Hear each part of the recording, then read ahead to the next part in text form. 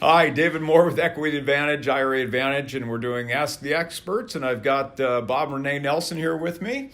We're talking about housing, multifamily housing, student housing, senior housing, you name it, we got it. But I guess what I wanted to talk to you guys briefly about was the guy that mentored me talked about development. He says, hey, at some point you're going to want to put your name on a building, do that development work. And he says, don't do it. It's scary. It's risky. There's great upside. But if you have the downside, you got a problem. And I just want to sort of get your perspective because I know, Rene, you've worked on some projects, some ground up big projects that have been very well received and been lucrative for the initial developers. And then we've got all the value add stuff out there. That's sort of what I always looked at, the sort of the BC property stuff. Right. Not the stuff my dad would like to, point out to his tennis buddies is, I own that. But, putting money in your pocket is better than putting money into a sign on a label, I guess. So what are your thoughts on those two things? And what do you see happening here? And is there, you're talking about obviously 1031's domestic property for domestic properties. You can go anywhere in the country. Are there places that are interesting? And what do you see happening? Can I touch on that first? Do it. Ladies first. Ladies first. We are still seeing a pretty healthy market in the Eugene market. There's a lot of student housing developers that are interested in putting up some fairly large buildings in the University of Oregon area.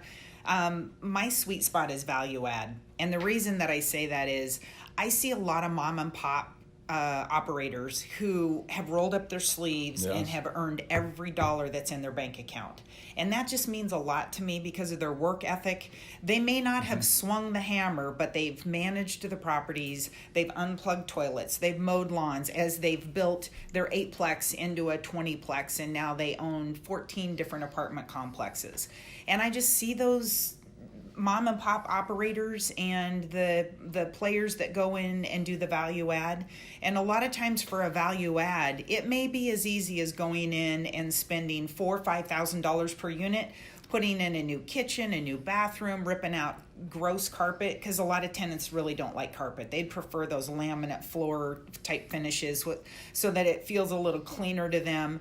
And you can go in pretty economically and put a $4,000 or $5,000 finish in an apartment complex and then raise rents. A lot of people I find have not raised rents in 24 to 36 months, and it's just because they've been hesitant. They're afraid they're going to have a vacancy, so they'll eke up rent maybe $25, but so they manage their own units, or they have them professionally managed and they're not bumming them? Both.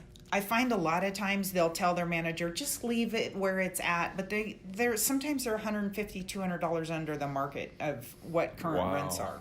Do you want to add to that, Bob? We look at that a lot. We see that a lot, but at the same time, not every situation is a value add. Just because it may be older and a little bit antiquated, you may go in and put a huge amount of money changing the complexion of the complex, only to find out that the appeal of the older property is now missing, and people say, I'm not paying that much additional rent for this product. Good point. And in some instances, it's good to keep it up to speed. Decent carpet. The kitchen and the bathroom is always the focus. And also, I need to tell you, internet receptive nature is gigantic. If you're dealing with millennials and you don't have an opportunity for high-speed internet, you have a problem.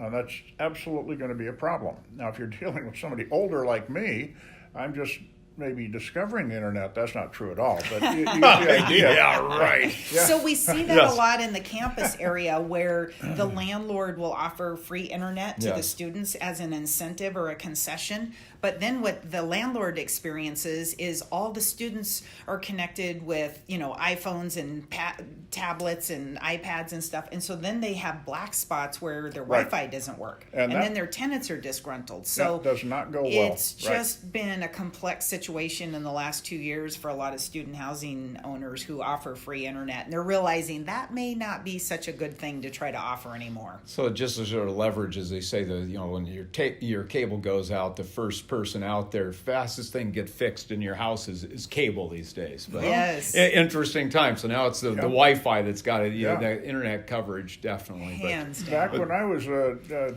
student, we were hoping the toilet worked, let alone the internet. That's funny. Well, on that note, we're going to sign off for now, and we'll be right back with some more talk with Bob and Rene Nelson. Thank you. Thank you. Thank you.